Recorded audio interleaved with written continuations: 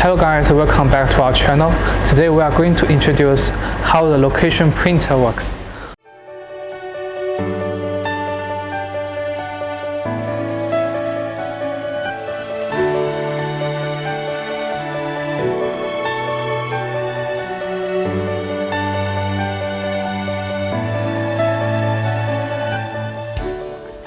Location printer uses a conveyor belt to carry fabrics. The belt with those roll holders can keep the fabrics right in position, and the location printer are quite popular for printing on roll-to-roll fabrics. Then what's the first step of the whole printing process? At the beginning, we need to remove anything on the belt that might disturb the printing process. Next, this printer is equipped with 4 abort switches, 2 at the front and 2 at the back.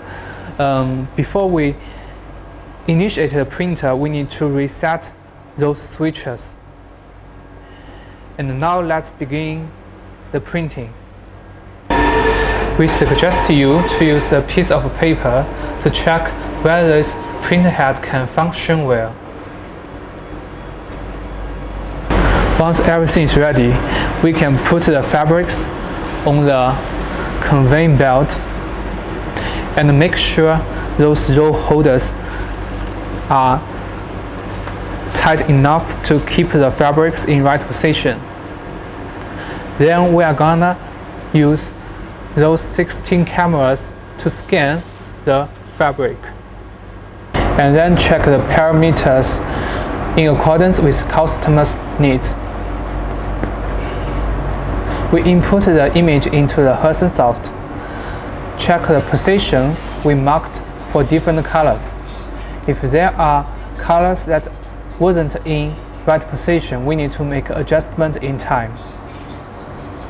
Under the belt are brushes that clean the surface of the belt, and behind the brushes are sponges to absorb water and keep the belt dry.